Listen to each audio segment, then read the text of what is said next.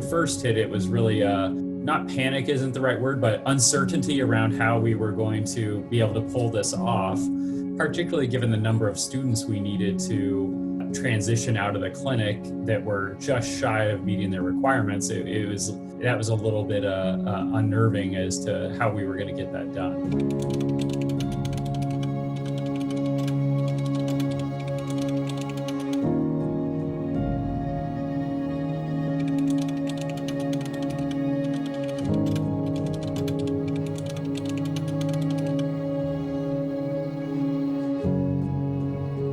We touched base about it a little bit, but I think that if you could list like top 1 or 2 goals going forward to think about going into our last session. I think we've accomplished a lot so far since I started, with just becoming like increasingly comfortable and increasingly aware, particularly. And I think those have been helpful. I've just been lucky to have a great supervisor. I mean, Kim has really done a great job preparing us. Kim likes doing telepractice, which is huge.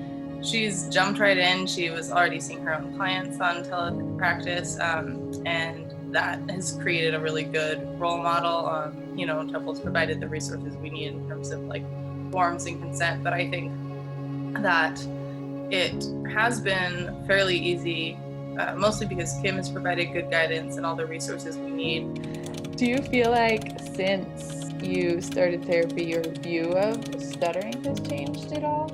I think so, in that now I know there are like other people like me out there. I didn't really know that before, so that's something that I've gained. I do think that telehealth is going to become something that provides access to these services that they otherwise wouldn't have. Particularly for stuttering treatment, we don't have a lot of stuttering specialists in the area.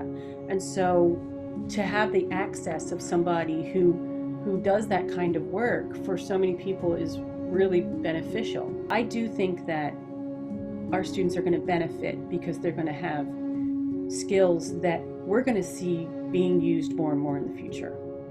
How far you think you can go down without kind of losing that form. I don't want you to try to go all the way down and it be a little shaky and you feel like you're losing your balance. I want you to be able to control the range. I think the telehealth environment was really valuable in developing this side of the house, where you have communication, building therapeutic alliance or rapport with the patient. That's not an easy thing to do over virtual environments all the time, but the students did a really good job. All right. Hi, Liz. How are you doing today? I'm good. How are you? Good.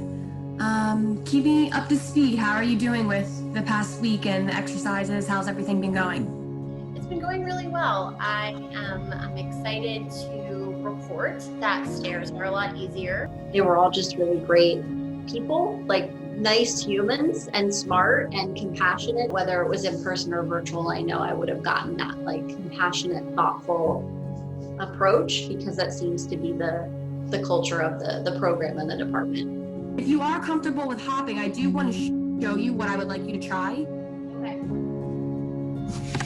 Hopefully you can see me. And I want you just to pretend there's like a line, a horizontal line on the floor. Okay. And you're just gonna hop over it and back.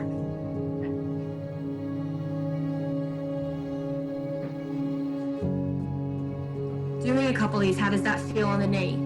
It's I'm surprised at how kind of like unsteady I am coming. Maybe like the activation to go up, but it might just be because I worked it a little bit right now. But it feels good, and it feels like running, which makes me happy. So I just know that I wouldn't be able to be as mobile or as strong and as confident without the exercises that they offered and the quality of like emotional support that they offered too, when I would get discouraged or feel like I should be doing something, but I wasn't there yet. They offered that perspective that was really, really helpful in the recovery process.